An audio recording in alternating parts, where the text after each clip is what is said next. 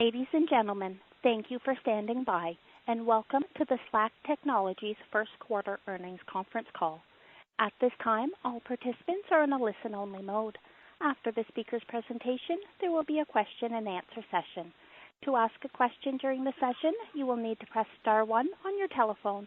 If you require any further assistance, please press star 0.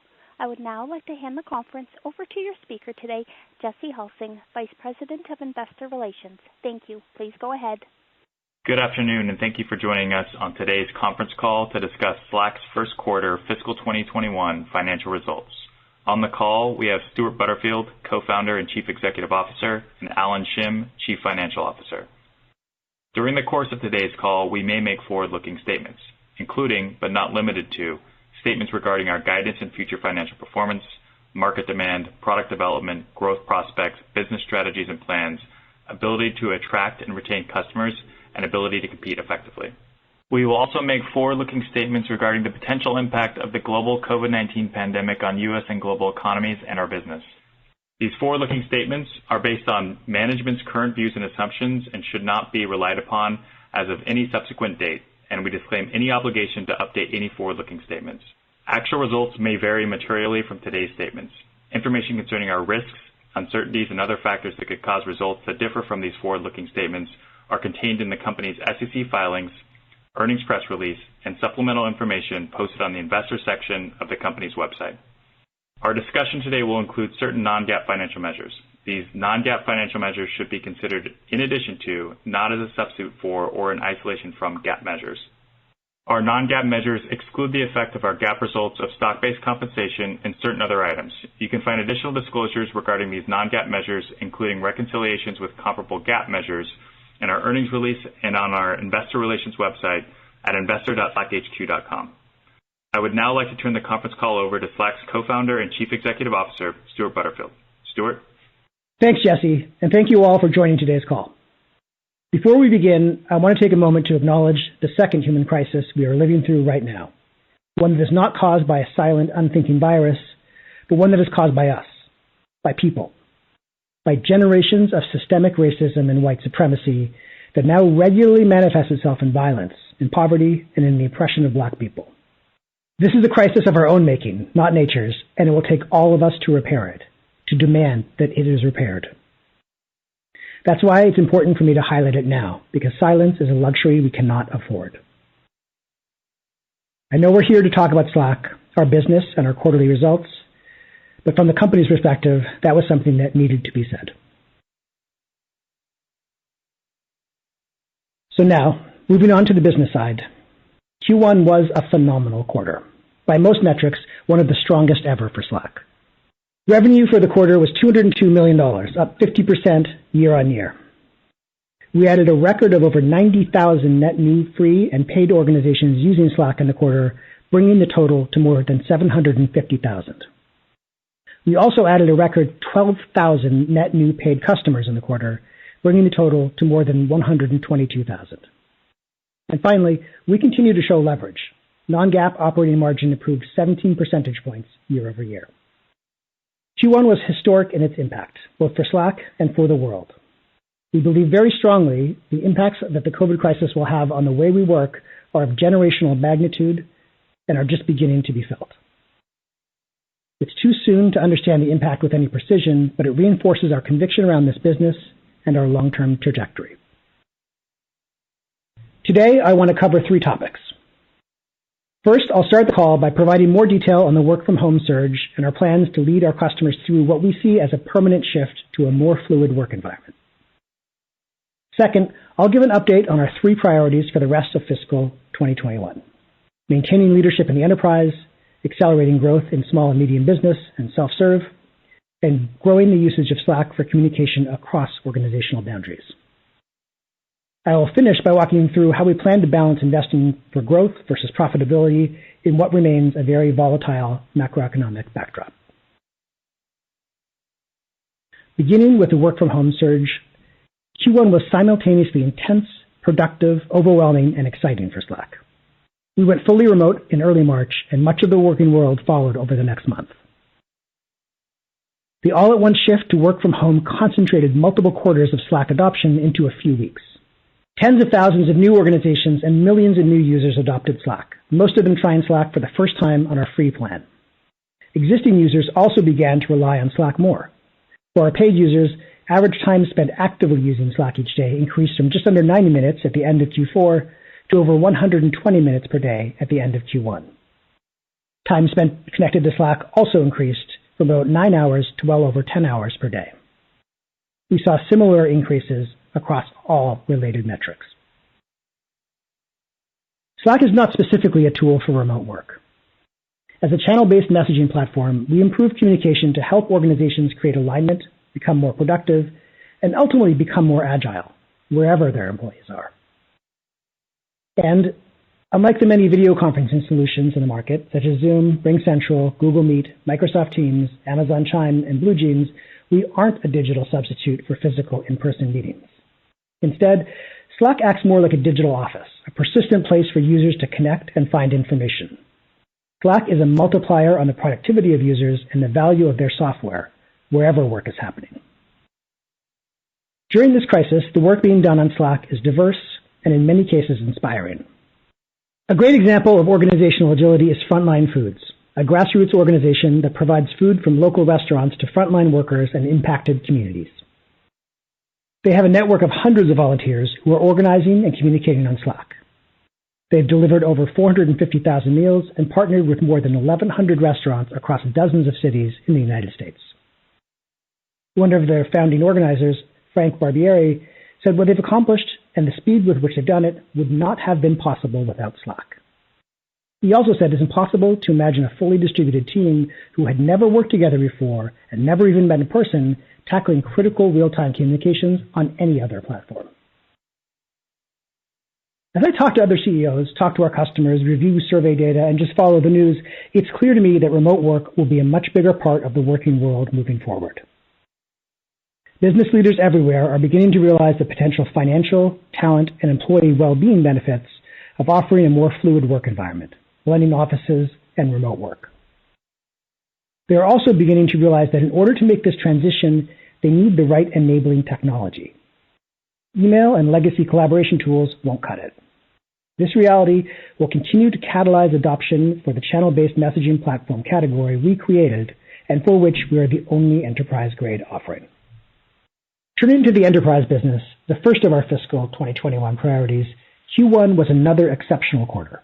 We finished the quarter with 963 customers spending more than $100,000 annually, up 49% versus the end of Q1 in our fiscal 2020.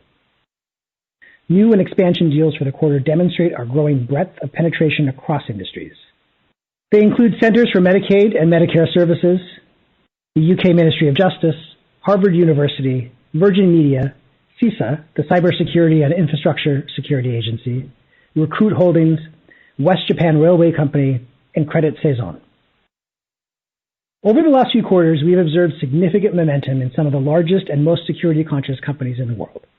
These companies are standardizing on Slack because Slack is the only enterprise-grade solution in the market. The global investment firm Man Group was able to swiftly transition to all remote in less than 2 weeks with the help of Slack. As a financial services provider, company and client data security are top priorities. Slack's enterprise mobility management meets the firm's security and compliance needs, giving them control over how their company data is used and accessed on mobile devices. Another big win this quarter was adding Verizon as a new enterprise customer. Verizon will leverage Slack as a component of its digital workplace.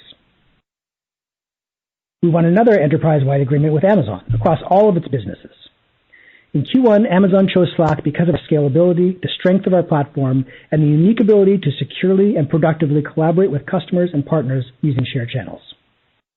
We also expanded our strategic partnership with Amazon Web Services, which includes robust integrations between Slack and a number of AWS services, including AWS Chatbot, AWS Chime, AWS Sandstone, AWS CloudFormation, and AWS Key Management Services. Slack will also use AWS Chime to support our native calling capabilities. Finally, we're excited to announce that AWS is now Slack's preferred cloud provider. It's exciting to see the progress and momentum across our enterprise business since I mentioned it as a focus area on our last call. Moving on, Our second fiscal 21 priority is accelerating the SMB self-serve business. Many organizations begin their Slack journey on our free plan. In the quarter, we added over 90,000 net new organizations using Slack, more than we added in all of our last fiscal year. We also added 12,000 net new paid customers, more than any other quarter in the history of the company. I would love for us to be able to take credit for all this, but obviously the global situation had an impact. However, we responded rapidly to the changing market dynamics, ramping up remote work consultations for our customers, accelerating the launch of a new user interface, and introducing a new onboarding experience. As a result, we saw improved rates of engagement for new free and paid teams added in the quarter. That's important because there are millions of organizations and tens of millions of users in the United States alone whose working lives are mediated by email, and all of them will be better off using Slack. And if they come to our website and download Slack, we want them to be successful, to have that aha moment, and to get value from Slack as quickly as possible. This remains personally my biggest focus area, particularly because of the large number of organizations new to Slack who, if we do our job in showing them value, could become larger paid customers down the road. I'm pleased with the progress on our second fiscal 21 priority in the quarter, but there remains much more to do. Our final top priority for this fiscal year is shared channels, which provides a secure, productive environment for our customers to communicate across organizational boundaries. Shared channels adoption accelerated in the quarter, with over 41,000 paid customers now using shared channels, up from 32,000 at the end of Q4. We saw emerging network effects that drove growth in connected endpoints to over 250,000 in the quarter, up triple digits year over year. The breadth of use cases and ingenuity displayed by our customers in shared channels continues to surprise us, ranging from software vendors providing premium support to food delivery companies coordinating with their restaurant partners. Increasingly, shared channels are blending the power of Slack's platform with external collaboration. Last week, Adobe released an updated Creative Cloud integration that will now allow users to share Creative Cloud assets, get notifications, and stay up to date on design projects in a shared channel. For our many joint customers planning marketing campaigns or developing new creative content with external partners, this will be incredibly powerful. And with all that, we're still just getting started. In Q1, we entered the pilot phase for multi-org shared channels, which will take shared channels from being a one-to-one connection between two collaborating organizations to a connection that can support as many 20 distinct organizations working together securely, each with their own compliance settings, such as message retention policies. For me personally, the experience has been kind of magical. I'm in a multi-org shared channel with the CEOs of 15 other SaaS companies, including Shopify, Twilio, Splunk, Atlassian, and Okta. In the channel, we have helped each other navigate these unprecedented times. My CEO network is now in Slack, as is Alan's CFO network. And soon, we had channels of communication created between the CMOs who could discuss how they were thinking about pipeline generation in a world without field marketing, another for CHROs and heads of people who supported one another in working through benefits and policy changes, the challenges of recruiting and onboarding in a world where none of the participants have met face-to-face, and the same thing happened for IR leads and IT leaders, among others. There is no other way these conversations can happen as effectively outside of Slack. Companies have poor alternatives when they want to collaborate outside their organization. If they use an email list, it's too disorganized and jumbled for meaningful conversation. If they use a consumer messaging service, they sacrifice security or compliance. Shared channels give all the benefits that our customers have gotten from channels, organizing information and creating context, but now for their external communications in an environment that they control. This capability is unique to Slack and takes advantage of our purpose-built architecture to handle the complex considerations required to connect different organizations, all while maintaining the enterprise-grade security and scale that only Slack can provide. It's a big step forward for collaboration across organizations and, at the same time, a big step forward in security and compliance. Stay tuned for more on this very soon. I'll conclude with some thoughts on how we plan to navigate and invest in the current environment. Our customer base looks a lot like the global economy, with nearly every segment, vertical, and geography in the world represented. Accordingly, as Alan will discuss in more detail, we are not immune from our customers' bankruptcies, downsizing, or other negative macroeconomic effects. Due to these factors, the range of outcomes as we move through the year is also significantly wider than is typical. We don't know with any confidence what the second half of the year will look like from a world health or macroeconomic perspective and how that will impact our customers. These are challenging times for everyone. However, we also see a generational shift occurring.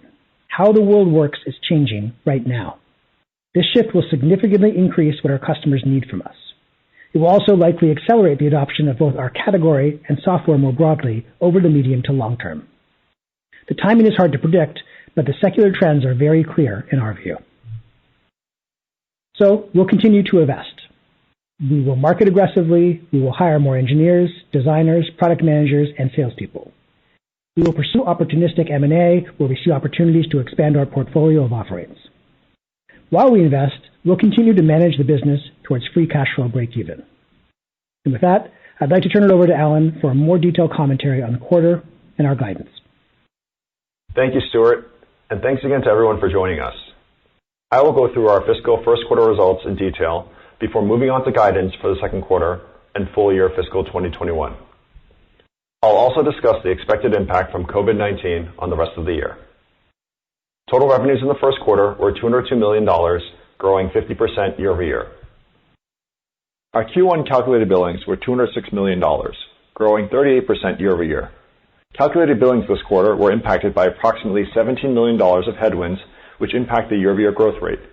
First, as we discussed in the fourth quarter call, there were $10 million of billings that occurred in the first quarter of fiscal 2020 that will be renewed in the latter three quarters of fiscal 2021.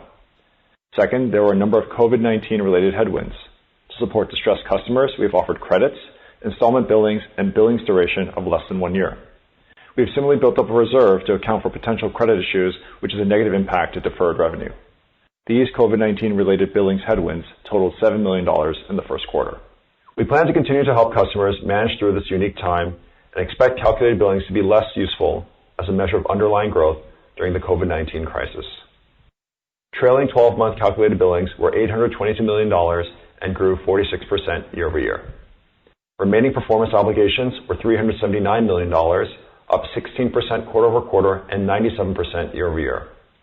Because we have taken the practical expedient under ASC 606, our RPO disclosure is reflective of contracts greater than 1 year in length and excludes annual and monthly contracts, which are captured in deferred revenue. Accordingly, RPO growth is driven primarily by growth in multi-year enterprise license agreements. These multi-year deals tend to be larger and often reflect a decision by our enterprise customers to standardize on Slack. In terms of geographic breakdown, 38% of our total revenue came from outside the U.S., which is up from 37% in Q1 last year. We continue to invest in international growth, including expanding our direct sales footprint and additional language localization. As Stewart mentioned, we ended the quarter with over 750,000 total free and paid organizations using Slack, up from 660,000 at the end of Q4. The over 90,000 net new organizations added in the quarter was a record for Slack. As of the end of Q1, we surpassed 122,000 paid customers, up 28% year over year, and representing a net addition of 12,000 customers quarter over quarter, also a record for Slack. Due to the unique nature of the work-from-home surge, I'll give additional detail about paid customers added this quarter. Customers added in the quarter had a similar distribution to our customer base as a whole from a geographic and a segment perspective. Moreover, the average annual recurring revenue of customers added in the quarter was up slightly year over year. The transition to work from home was obviously a major tailwind this quarter, and we expect net new customer additions to moderate through the remainder of the year to quarterly levels closer to those observed in fiscal 20.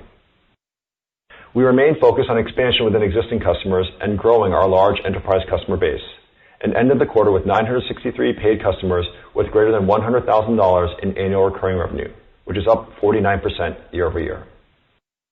Paid customers with greater than $100,000 in annual recurring revenue represented 49% of revenue in the first quarter, up from 43% in the year-ago quarter. Our strong customer retention and ability to expand within existing customers have resulted in a consistently high net dollar retention rate, which remained flat at 132% at the end of the first quarter. Moving forward, I'll be discussing non-GAAP financial measures. Gross margin was 89% versus 87% a year ago. R&D expenses were $61 million, or 30% of revenue. We continue to invest in Slack's user experience, scalability, our platform, and new features such as shared channels, and expect R&D expenses to grow roughly in line with revenue growth in fiscal 21. Sales and marketing expenses were $95 million, or 47% of revenue.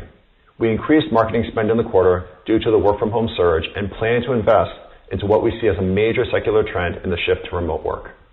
As such, we expect sales and marketing as a percentage of revenue for fiscal 21 to be similar to Q1 levels. G&A expenses were $40 million, or 20% of revenue. We continue to expect G&A expenses as a percentage of revenue to decline moving forward. Our operating loss in the quarter was $17 million, representing an operating margin of negative 8%. Free cash flow was $3.7 million. Free cash flow includes $5 million of capital expenditures related to the build-out of office space. Stock-based compensation and related employer payroll taxes were $58 million in the quarter, or 29% of revenue. I'd like to spend a moment on the expected impact from COVID-19 and how we have factored it into guidance. We are fortunate in that Slack enables remote work.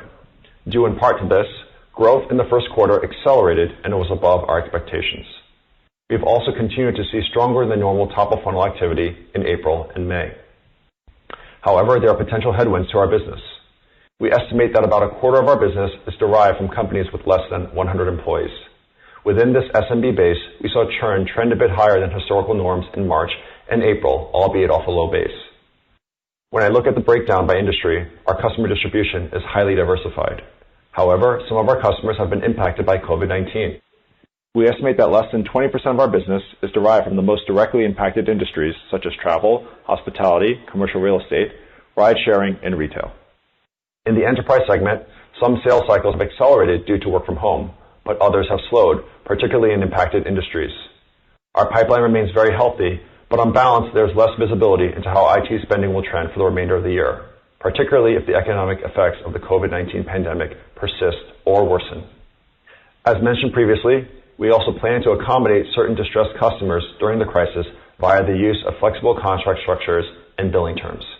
While this is less of a revenue impact, it directly impacts calculated billings and free cash flow.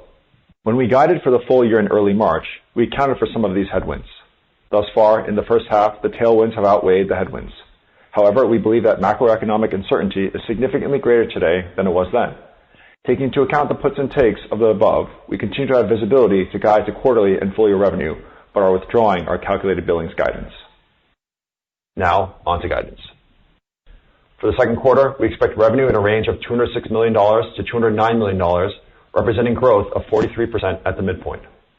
We expect non-GAAP operating loss in a range of negative $22 million to negative $18 million. We expect non-GAAP EPS in a range of negative 4 cents to negative 3 cents. We are modeling Q2 basic shares outstanding of approximately 564 million.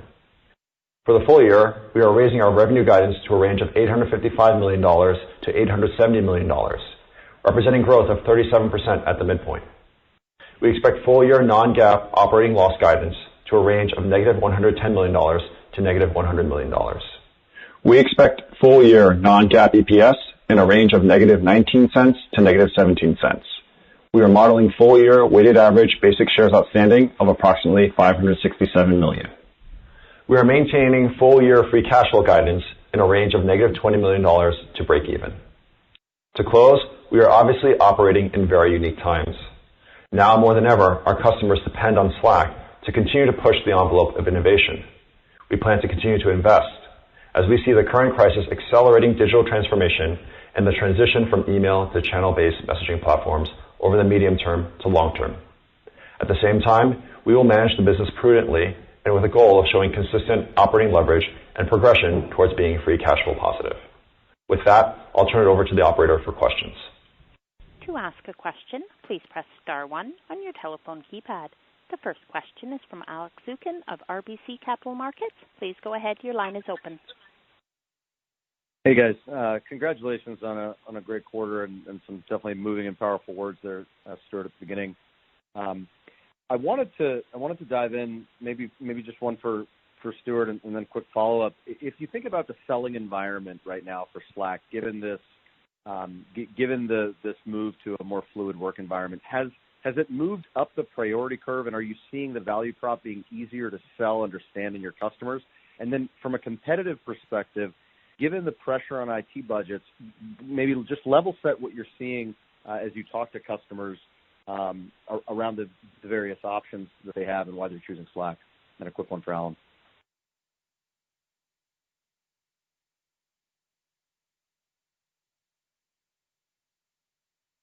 Sorry, Stewart's muted. 1 second. just taking a book out of a page out of Eric's book. On the perception of value or getting people to understand it, I think there's been a big improvement there. People are, just more aware and paying more attention. The bigger difference, though, I think, is the speed at which decisions are getting made. That's been a big boon. And inside of a large organization, you already have things like the vendor approval process and security review, commercial negotiations, MSA. All that stuff is happening faster. So there's definitely a sense of urgency, which we kind of expect to continue. In terms of I'm sorry, what was the second question? Competitive. The competitive environment. Why are they choosing Slack over Teams? Yeah, just given given what you're seeing with kind of IT budgets being pressured, you're moving up the priority list, but the overall pie pool of dollars is shifting or is shrinking. So I'm curious how that's changed in real time, the competitive dynamics. Right. Sorry, I remember what I was trying to get at. You mentioned IT budgets. We haven't seen contraction. That is something that we could imagine happening in the back half of the year. It hasn't, as far as we're able to discern at this point, affect competitive dynamics. So that's a positive sign. But obviously, there's a lot to untangle here, and there's a lot of different factors, including the changes that we make, that aren't driven by COVID or the macro changes to the improvements in the user experience and new product launches, which do have a difference in adoption, retention, engagement. So I think we're probably going to have a little bit more insight on that next quarter and the one following. Perfect. Alex, let me just quickly add to that. I mean, COVID clearly boosted pipeline for us. It validates this category. It's clearly more important. And, you see that show up because customers are much more motivated to get deals done. These large enterprise wins you saw in the quarter, whether it's Amazon, Verizon, Man Group, and so on, I mean, that's a real indication that these people were motivated. They saw a problem that we could solve for them, not just for today, but over the longer term. And I think just in terms of how that then affects the competitive, they want the best solution out there. Good enough is not good enough, right? In this environment, you want to make sure that you've got a strategic investment in the best tools that will enable this remote work environment that you're seeing. Totally understood. And then maybe just a technical or a financial question. Alan, obviously, RPO and RPO bookings, at 97% and 78% were significantly, more than double the billings growth. So just, is there any way to kind of contextualize what you're seeing, what forward-looking growth rates for the businesses could be? And then from a current RPO perspective, are there any numbers you can share? Is that number closer from a growth rate perspective to the total RPO or to the billings rate? Yeah, there are a couple moving pieces there. I think RPO for us, using the practical expedient, it really is not necessarily can't be triangulated back to billings growth in a very linear or clean way. It is reflective of these multi-year deals, and I think that's again indication of the enterprise momentum, multi-year wall-to-wall traction that you're seeing overall. I think in terms of billings itself, there were specific quarterly dynamics which we flagged, Alex, and I think that's more what's happening here is some of the seasonality which we've talked about, and then obviously some of the investments we're making in customers to support them during this time. Understood. Thank you, guys. Your next question comes from Raimo Lenschow of Barclays. Please go ahead. Your line is open. Hey, thanks. And again, Stewart as well, thanks for the comments at the beginning. Can you talk a little bit about chat channels? Like we have that product in the market now. You talked about the adoption. What are you seeing in terms of customers? Does it have that flywheel effect that other vendors have seen that, the guys that got invited to kind of communicate in the shared channel are actually becoming customers? And then obviously if you kind of broaden it to 20 accounts, that could kind of work even further. But do you see the early signs of that flywheel that we were waiting for? And then Alan, you kind of reiterated the cash flow guidance, for the year, but you're also saying that you're kind of more lenient or working with customers around payment. So can you talk a little bit about how you're managing that in between there? Thank you. Thanks, Raimo. So Yes, on shared channels, and we saw that a little bit at the in the early stages of piloting and the launch of one-to-one shared channels, both new new team adoption, but also new paid adoption, sometimes driven by the person doing the inviting because it was so much easier to work with their customers. There's a lot of work happening right now to remove some of the friction. We wanted to give a lot of administrative control. And we're making it a lot easier for people to create them. So I think that we'll see an uptick there. The multi-org shared channels, I think, are qualitatively different. It's not just the number went from 2 to 3 or greater.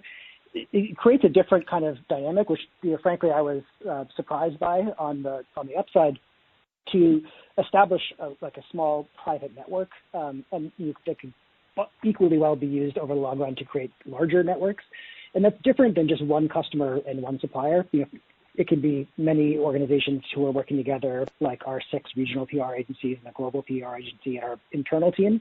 But the use case that I mentioned on the call, the private network for the CEOs, CFOs, CMOs, the heads of people, is just something that you can't do any other way. And we did have the one CEO who wasn't using Slack sign up for Slack in order to get access to that channel. So I think we'll see a lot more of that, and we're going to be pretty aggressive on the marketing side over the next couple months. And I think we're putting a lot of effort in to realize that flywheel. Okay. Yeah, Rainbow, just on the cash side, and maybe before I do that, we've already seen on the shared channels, if you're on a shared channel, you're 4 times more likely to send an invite. So these are the early signs that this is really starting to move along. And then onto the cash flow side, I think what you should take away from there is we've got a lot of momentum in terms of this ongoing growth phase progress that we expected to make towards cash flow break even. So that's leverage and kind of a momentum and driving leverage that we think is continuing. We feel very confident about. I think what you're hearing from me is a lot of uncertainty and volatility in the second half, and then visibility as a result is pretty limited for me. So, we are customer forward. We're thinking about how to support customers during this time. And so it's unclear to me the magnitude at which that will play out, but I think that's what you're seeing balanced out here. Okay, perfect. Thank you. Congrats. Your next question is from Brent Bracelin of Piper Sandler. Please go ahead. Your line is open. Thank you. One for Stewart and a follow-up for Alan. Stewart, the average minutes of usage of Slack has hovered for the last year at this 85, 90 minutes, but jumped meaningfully this quarter to 120 minutes in a post-COVID environment. My question is, how is Slack usage changing in a post-COVID environment as you look at kind of the trends there, and is that changing anything as you think about the product roadmap here that you plan to accelerate? It's a great question. I don't, off the top of my head, I don't think of roadmap changes as a result of this.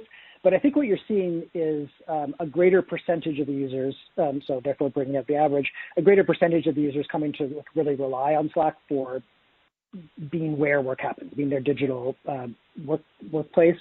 I think there was always a benefit to having that kind of rigor and discipline about communication to make sure things are in writing, to make sure things are in the right channel and communicated well. But that doesn't come naturally. I guess it doesn't come for free. There was always a population of people using Slack in a very intensive way. And I think what we saw was a much bigger population kind of moving into that more mature usage category, which is, great to see. And hopefully the individual employees will take that with them to the next employer, and that will spread. Got it. Makes sense. And then, Alan, just on the billings, obviously RPO growth accelerated, so your revenue growth accelerated, billings didn't, and you talked about that $17 million kind of impact to the renewal timing and customer credits. My question is this kind of a one-time headwind to deferred, or do you think as you kind of work with customers, extend kind of additional payment credits that we're going to get more noise going forward around deferred and billings where that might not be as useful of a number? Just trying to understand, is it one time or could there be additional adjustments as you think about supporting customers at this time? Yeah, absolutely, Brent. I think the short answer is we don't know. I mean, I think when I look at the performance in the quarter, there's so much momentum in the business. We're investing very aggressively. There's a huge opportunity ahead of us. that's all systems go. We're in the growth phase. We want to keep investing in that way. At the same time, we look at customers that are pretty impacted by this. Right now, thankfully, less than 20%. But I think we're going to watch how that plays out over time. And just to separate kind of the impact there, $10 million is sort of the timing on seasonality. We flagged that last quarter when we were setting the guide for the year and for the quarter. But in terms of the $7 million, I think that number is, I'm not sure. And I think, similar to what I mentioned to Ramo, we've got a lot of momentum in driving leverage in this business, but at the same time, you've got this cloud around what can happen in the economy and how that may translate into our customers. So we just want to be very thoughtful about how to manage that proactively. Makes sense. Thank you. Your next question is from Brad Zelnick of Credit Suisse. Please go ahead. Your line is open. Great. Thank you very much. Stewart, your comments about what you offered not being a substitute for in-person meetings, but more providing a digital office and being a multiplier on the productivity of users and the value of the software that they use wherever work might be happening makes a lot of sense and resonates really well. From a product perspective, you also talked about the investments in R&D. I think Alan had talked about investments in user experience, scalability, and platform. But he also talked about new features. And while I know shared channels and multi-org shared channels are right here in front of us and really exciting, as you think about the vision and where you can go to build upon that multiplier effect many years out, how should we think about this market and Slack evolving from a product perspective when you look out on the horizon? It's a great question, and I think people's ideas about what collaboration software, what enterprise software should be, are largely shaped by what they've experienced and kind of backward-looking. So we have a long history of unified communications. We're really trying to think about what is the next 20 years going to bring and how can we help accelerate that. So the movement from inboxes to channels, which you've heard me talk about probably too much at this point, that's an inevitability. That's a huge advantage. But I think Slack really comes into its own when it's also a lightweight fabric for systems integration. So there's a lot of intersection between these features. As we extend the reach and increase the usage of shared channels, which, by the way, we used to put together that Convert offering. We had the bankers and everyone in there, and it was, I don't know if we were the first one or the first big one to happen in the post-COVID world. The roadshow, everything was coordinated that way. But as we see increased adoption there's increased opportunities for platform usage that crosses organizational boundaries, and that could be purchase orders, statements of work, contracts being signed, service tickets going back and forth. And we're interested in that. We're interested in really, and I think we had a huge advantage when we first started, and we haven't made as many advancements over the last 5 years as we should have to keep up to date. So really kind of pushing ahead on the user experience, removing friction, making it more of a delightful experience, and not just because that makes people happy, but because when you remove the friction, it makes it easier for the communication to happen, and that's where people are getting the value. So there's a couple things that we're not ready to talk about, but the intersection of platform and shared channels, I think, is going to be really a significant one for us.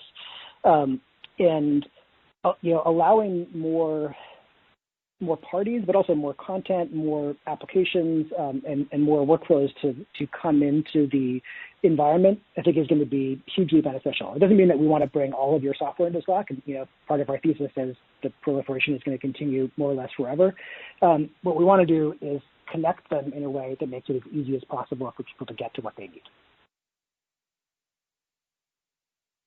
Thank you, Stewart. And if I could just follow up with another, presumably for Alan, the 90,000 total customer adds, a record, really impressive, and obviously a huge funnel of opportunity to see play out going forward.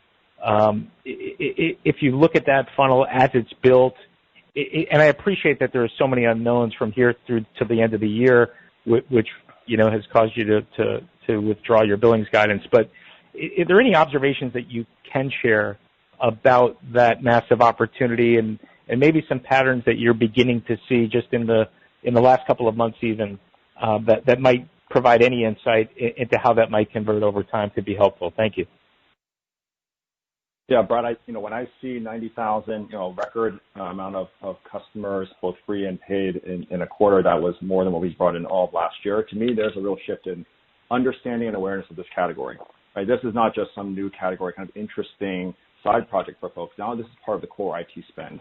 And I think what you're seeing now with that pool is obviously 12,000 of those converted right away. You had this kind of compression of time where people were very motivated, obviously given the environment, to do that. But over the longer term, that's a really rich pool for us to tap into over time, whether that's continue to convert them to paid or continue to build out the network through shared channels as we continue to bring them up the adoption curve. So I think for us, when we look at it, it's broad-based. It was different types, all kinds of sizes of companies, all regions of the world. I think that's been pretty unique, and to me, a much more stronger validation of, I think, the long-term runway we have with this and how to continue to navigate and feed that in the midst of a volatile environment ahead of us. Great. Thank you so much for the thoughtfulness. Your next question is from Michael Turrin of Wells Fargo. Please go ahead. Your line is open. Hey there. Thanks. Good afternoon. Appreciate you taking the questions.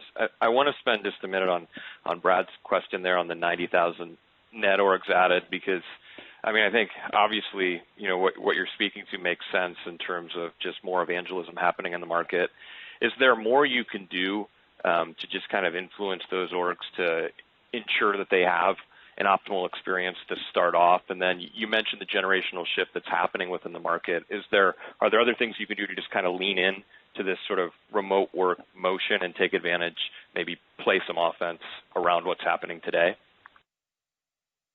Yeah, I'll take the product one, and Alan, feel free to follow up. But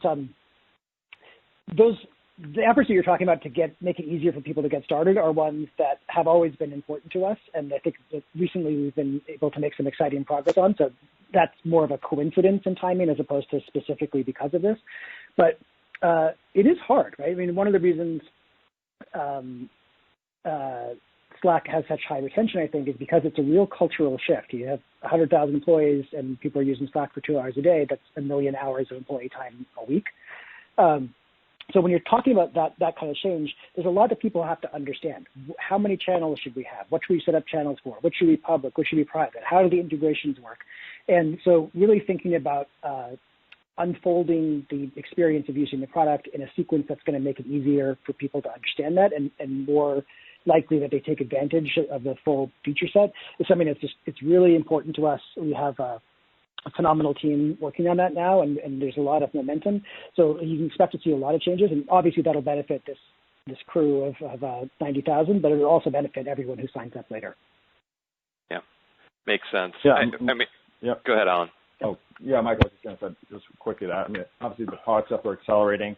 Just on the kind of the business side of things, we are accelerating marketing spend. We saw that in Q1. We're going to continue to be very aggressive and in market here. I think maybe some of the ads you may have seen recently, the whole company has mobilized around this, whether it's kind of these one-on-one consultations, webinars, website changes. And I think, the biggest advantage we have here is a lot of these customers that are remote only, that were remote first from the beginning, whether it's GitLab, WordPress, they run on Slack, right? So there are a lot of stories and expertise that we can share already because we have the right customer set that knows about this because they've picked the best-in-class platform to make this happen and enable it within their organizations. That makes sense. There's a lot to squeeze in on the call here, but want to go back to the AWS partnership you mentioned because that press release came through during the call, and it looks like there are some interesting integrations there in terms of chime with Slack calls, EKM, and some other pieces. So I think it'd be great if you could just spend another minute kind of walking through those pieces, the vision there, and how that potentially impacts your reach here as well. Thanks. So yeah, I'll take that. There's a bunch of just like relatively simple utility we can offer because a lot of the use of AWS, if you're a network operations engineer, if you're a developer, there's a lot of kind of input and output. There's a lot of you're doing things and you're getting results back. You're getting notifications. You're getting alerts. You're running tests and getting the results of those tests back. So the deeper that's integrated with Slack, the better off you are because notifications can come into channels instead of being sent to individuals, and you can offer a richer experience. Thinking a little bit further ahead, we really want to allow people to create the kind of very simple applications that you find inside of companies that if you go back in the time machine a little bit, you would have seen people creating with VBScript and Access databases 20 years ago. And working with AWS on that is something that's a little bit more forward-looking besides the integrations you're doing now. Obviously, a lot of developers on AWS. Slack is a very popular tool with developers, and we really want to ensure that we keep that population happy. But looking forward, I'd love to also extend some of those benefits to outside of the realm of software engineering and technical roles. Got it. Makes sense. Thank you. Your next question is from Arjun Bhatia of William Blair. Please go ahead. Your line is open. Hey, guys. Thanks for taking my questions, and congrats on the quarter. On enterprise, I wanted to, I think great to see the wins in Verizon and Amazon and some of the traction that you're getting with 100K plus customers. I think last quarter when we talked, it seemed like you were maybe a little bit concerned about pulling reps from the field and what that might do to the enterprise sales motion. So can you maybe just give us walk us through how you've adjusted that selling motion and how some of these larger deals are coming to fruition, especially with new enterprise customers? Are they reaching out to you? Is this an outbound effort? Just maybe help us walk through some of those dynamics. Yeah, Alan's been spending a lot more time on kind of the modeling there and trying to build the forecast. But I will say, for developing personal relationships, it's obviously a disadvantage to not be able to meet in person. But for getting the meetings done, it is just an enormous advantage. I can very easily do myself 5 or 10 customer calls in a week, whereas if I had to travel or they had to travel to us, that'd be much harder to arrange and much just logistically difficult. So you see the same thing with our sales team, with our solutions engineers, with our customer success team. All of that motion, at least to date, I think has been accelerated. So, Alan, I don't know if you have more to add. Yeah, no, I would just echo that. I think, Arjun, when we kind of went into the quarter and we did the call, 3 months ago, definitely had more concerns around new deals. And what was surprising for me is just the surge in interest and relevance that what we do is for everybody, right? And especially if you have no solution in this area, you're just that much more motivated to try to figure this out. And I think that was something that was probably different than my expectations. We had this kind of compression of time that Stewart's describing here. And, I think going forward, it's more of a working through the leads that we've built over through the surge and then also trying to navigate, what's going to be a more challenging macroeconomic environment. Perfect. That's very helpful. And then on the shared channel usage, I see that's increasing pretty dramatically as well, which is again great to see. Is there any way you can help us understand whether shared channels is being adopted by existing customers or if it's being used as kind of a top of funnel activity to actually draw new customers to Slack that maybe we're not looking at it previously? It's definitely been existing customers up to now. The majority of them, so 90% of our 100,000 plus customers are already using shared channels. We only very recently, probably like in the last 6 weeks or so, maybe 8 weeks, launched features to make it easy to invite people who aren't already using Slack into a shared channel. I think there's a long way to go there in optimization and kind of how you unpack a new Slack experience for someone who's coming in with a shared channel, because that's actually a big advantage in modeling how they should use it and understanding the value of Slack. So huge room for optimization there. And it has not been a significant driver of new team acquisition to this point, but I believe it can be in the end. Even in the kind of short to medium term, I think we can start to see some results from that, but it's an area that we're going to lean into, and obviously one of the things that excites us about shared channels. Yeah, and Arjun, just keep in mind that we're doing the multi-org in the near term here, and we'll talk about that when that's ready to be announced.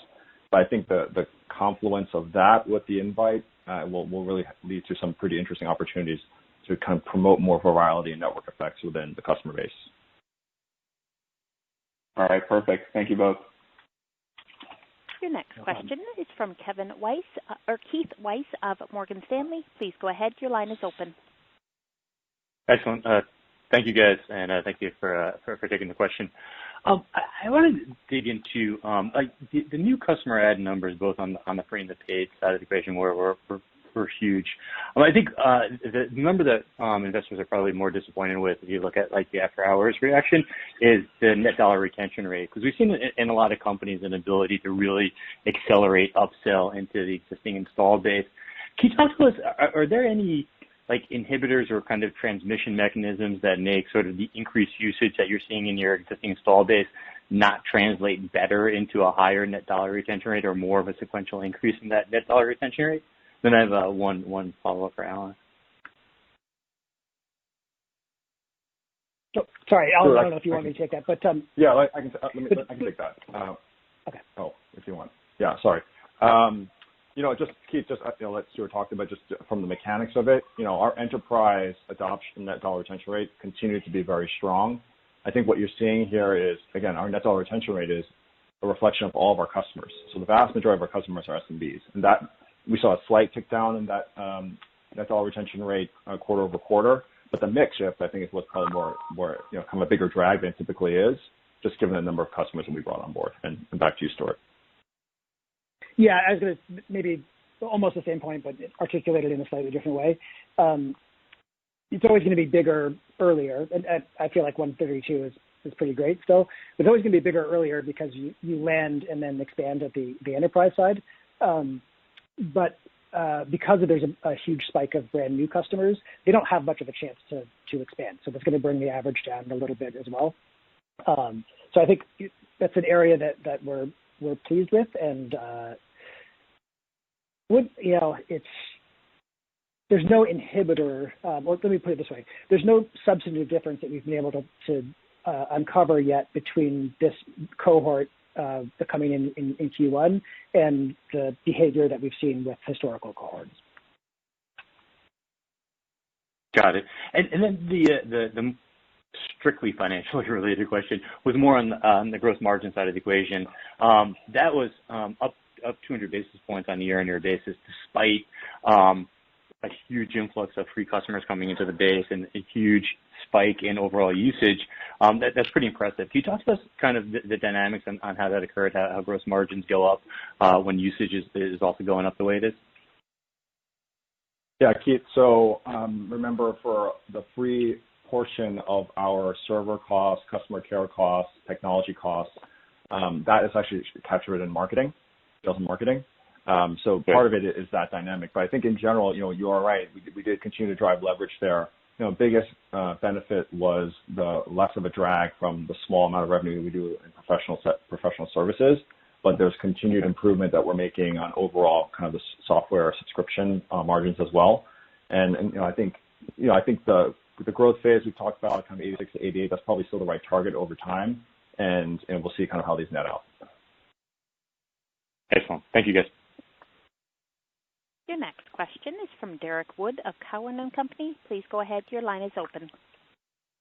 Oh, thanks. So I wanted to drill into the customer count in a little different way. And if I have my math right, you guys signed nearly 80,000 free customers in Q1 versus 50,000 in all of last year. Obviously that has a big impact to your top of funnel and your pipeline of targets to convert. But two questions. First of all, why do you think that free mix was up so much? And then, do you view that as being a boost to your pipeline conversion opportunities for the rest of the year? Or, what's your view of that cohort of free customers that came on board over the last 3 months? Great question. And the answer is yes, we view that as a huge boon to the top of the funnel. The mix of free to paid there is actually slightly better than we've seen historically. It's just that not as much time has elapsed. So people are more likely to convert up front than people who signed up, let's say, 3 months ago. But it's always taken some time for Slack usage to kind of grow up inside of an organization, for people to get the hang of it, to invite their peers and colleagues, and for it to spread. So I mentioned already, no significant differences between this cohort and historical ones. So I think we expect to be able to convert a large number of those over the course of the year. Great. And second question, it clearly seems like, work from home is going to be a permanent strategy in some form or fashion. And obviously work collaboration will be important to support that. So as you're looking at your prospects and your customers, are you seeing more top-down led engagements versus bottoms up? And what can you do to engage more with the C-suite?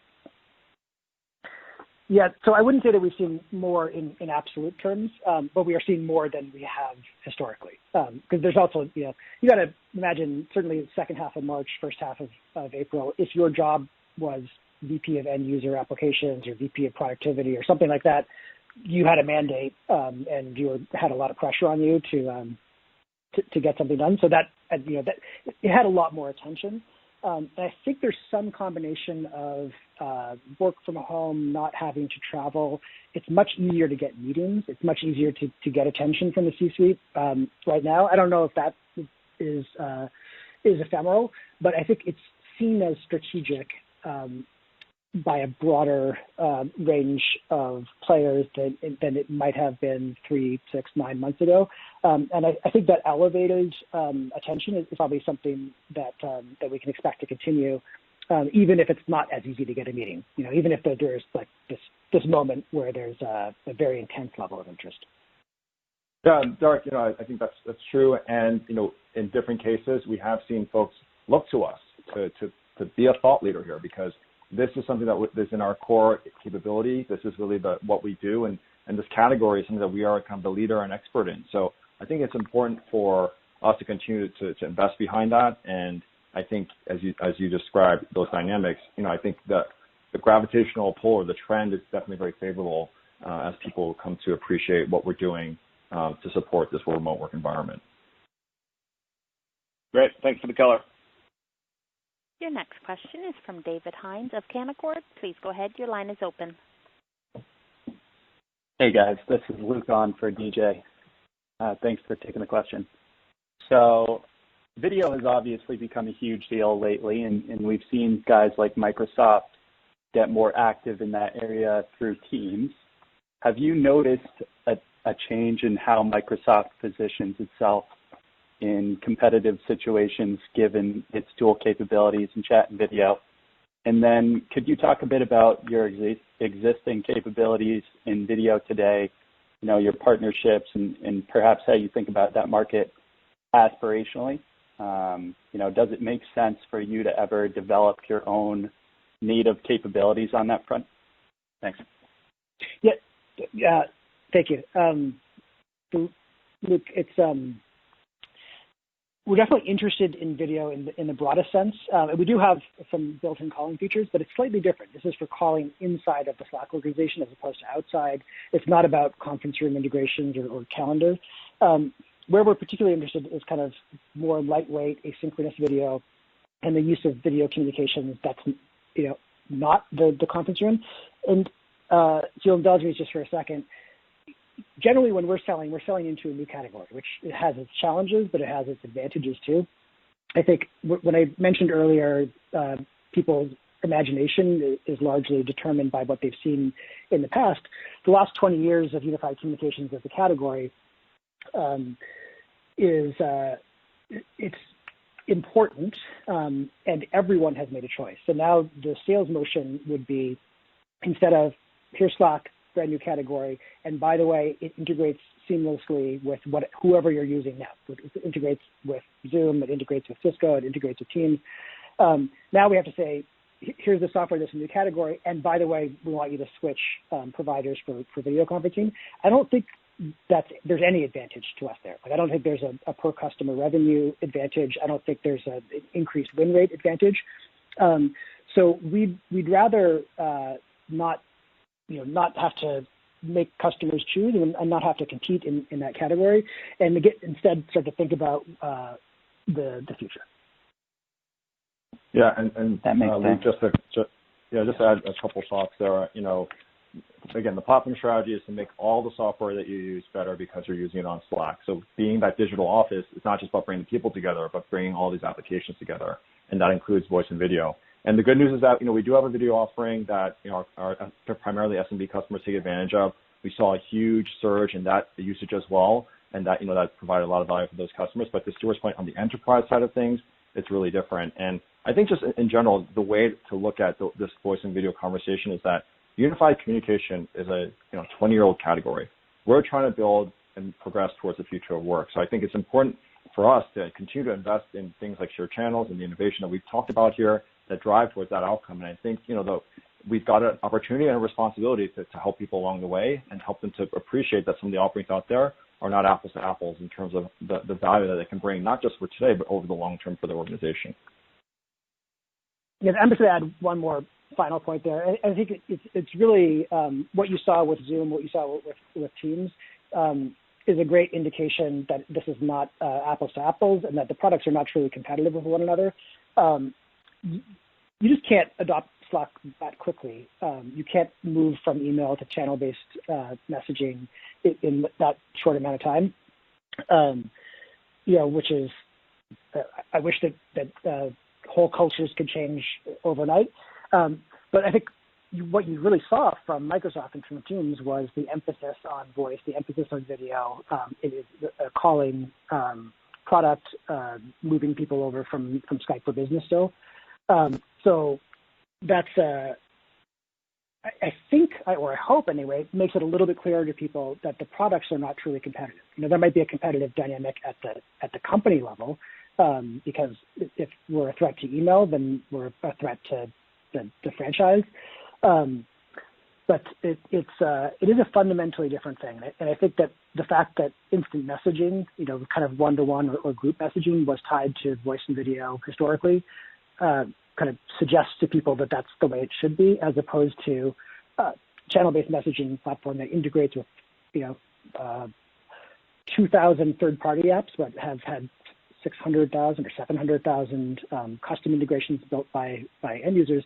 That's different, and it should integrate seamlessly with voice and video, but not necessarily contain it. Got it. That's very helpful, guys. Thank you very much. Your next question is from Will Power of Bard. Please go ahead. Your line is open. Oh, great. Thanks for squeezing me in.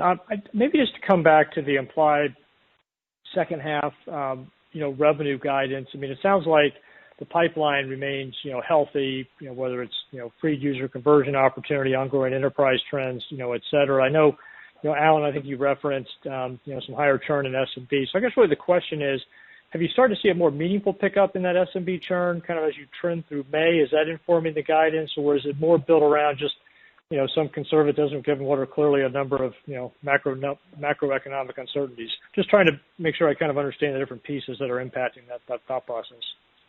Yeah, for sure. Will, I think first and foremost, guidance is tied to visibility for me. And, I think what you're seeing is that we're guiding to a number that we feel like we've got high visibility into. Because of the trends that you're seeing. And just to kind of clarify the point around churn, I think you got to remember Slack is built on engagement, right? So when we look at bringing on customers, they adopt and engage, and then they become very sticky, and our retention rates are super high, right? So our churn baseline is super low as a result. And so when we see an uptick, it's off a very low base. I think the good news is that over the last few weeks, that number, is more flattening out, stabilizing there, but it's something that we're watching. I think that's really, a focus of mine, paying a lot of attention to it and making sure that, those trends don't reverse again. I just want to make one quick comment there, just a distinction, because as a leader of a SaaS company, churn is a scary word, because typically when people say it, they mean you lost the customer to a competitor, or you lost because the product wasn't meeting their needs. When we talk about churn on this call, we're talking specifically about churn that's due to the macro. We don't expect any difference in the rates of retention, either at the high end or the low end over the long term, but we obviously, a lot of businesses are shrinking, and some of them are disappearing. Yeah, that makes sense. Thank you. Your next question is from Rohit Kulkarni of MKM Partners. Please go ahead. Your line is open. Great. Thank you for taking my questions. A couple of them as in big picture ones, as in you had a fresh new user interface, new home tab to shared channels, and many different things launched over the last 3 months. Wondering whether you could quantify or even qualitative feedback as to what may have led to easier adoption of new customers, and that may translate into higher conversion from free to paid, whether you see any evidence of that. And second, just one for Alan, the new $750 million offering, any color around the why, what, around the extra cash that you have on the balance sheet now? Sure. So for the changes that we're making specifically to the new user experience, and then maybe some subset of the other product changes, things like adding a single button that lets you compose a message, which is a more familiar environment, WYSIWYG editing of text, better text formatting tools, that kind of stuff absolutely makes a difference. A lot of those changes happened in Q1, and they continued into the first month here. It's super hard, honestly, to tell the difference, to tease apart the factors here, because global pandemic, obviously made a huge difference to the numbers. So it's possible. I mentioned earlier we're seeing increased rates of conversion. When I say that, I mean like going from creating a team to actually being successfully used on a sustained basis, or from that successful state to paid conversion. Those are increased, and I can't say right now whether that's because of changes that we made or because of the pandemic. And over time we'll be able to better discern those, but we're still investing, and we still believe that there's enormous upside in getting people familiar with this model of communication and helping make them successful faster. Yeah, and Rohit, on the convert, I think just worth recounting the anecdote again. This was in early April when everyone thought the world was going to collapse, and clearly the market has thought otherwise since then. But we were able to do a convertible offering in 10 days end to end because we had this multi-org shared channels feature. And so being able to fluidly, flexibly raise that money across bankers and lawyers and all these different stakeholders while everyone's working remotely is only possible because it's on Slack. So in terms of what we're doing with that money, it's because we see an opportunity here, an unprecedented, once-in-a-lifetime opportunity here to really lean into where this category is now becoming much larger, much more important, much more relevant here. And that's an opportunity that we have a responsibility to really invest into, as well as we see our customers. We want to make sure that they feel that we've got a really strong balance sheet, that we can weather any kind of macro volatility. But more importantly, I think it's back to making sure we maximize this opportunity ahead of us, because I think it's here in front of us right now, and we're going to make sure we seize that. Okay, thank you. Your last question is from Mark Mordler of Bernstein Research. Please go ahead. Your line is open. Thank you very much, and congratulations on the quarter. My peers asked a number of questions, but I have a couple variants. Too quickly, if you don't mind. Have you seen both the tailwind and to usage and monetization from COVID-19, or is the tailwind from usage there, but that ability to convert from unpaid to paid or increase monetization, you think, still ahead of you? And then a follow-up. So almost the opposite. We have seen increased rates of conversion, again, because I think people are in the middle of making the transition to work from home, so it's more top of mind. They're paying more attention. They're making decisions more quickly. But still, we expect that there's many, many more customers that we're going to convert out of that population. So the tailwind, I think, has a couple of factors. One is just awareness. It's new teams discovering Slack and beginning to try it out. It's increase in the paid usage as it becomes central to people's to those teams' working lives, and then expansion and increased engagement among existing customers. So all of that. It's still a little early. I mean, we're trying to make comparisons as deeply as we can, given the amount of time that's passed. But all early indications are that this is a very valuable cohort. Excellent. And then related to that, very impressive. You had almost 10% paid customer growth in the Q over Q, and that looks like, and it was greater than the revenue, obviously. So it's more down market. anything you've done that drove that, or is that really the kick in and of all of the factors we've discussed earlier? That's that's the I think it reflects, it's not a move to down market, but it reflects the kind of mix that we see in the early stages. And same thing, people tend to start using Slack with a smaller team and they're paying monthly on a credit card, and it takes time for that to expand and switch to invoices and annual contracts, and larger numbers of users. So, not every, most of our large enterprise customers, you talk about like the big names, the Amazon and Verizon you mentioned today, but Vodafone, Target, Starbucks, all of them started off as a kind of individual work group level decision to try to improve their communication. We are seeing a little bit more top down now, but it's not that the mix has shifted from enterprise to SMB. It's just that the enterprise ones always kind of start out small. Excellent. If you don't mind, I'm going to ask one other quick one. RPO has become a real bellwether everyone watches. Your RPO definition is more conservative, removing the monthly and the quarterly. Can you give some color why you made that decision? At the time, that was what we thought was best reflected the business. At the time, we did not have a ton of multi-year deals, and I think that trend has since changed as we've begun to get a lot more traction in the enterprise. And I think it's something that we can revisit and look at. But I think overall, I think the enterprise momentum, it's because enterprise momentum is very good, and you're seeing more and more multi-year deals, wall-to-wall adoption, for Slack in these large companies that Stewart already highlighted. And so it's something that we can revisit. Yeah, it's an interesting one and an interesting approach. Thank you very much, and congrats again. Yeah. Thank you. This completes the allotted time for questions.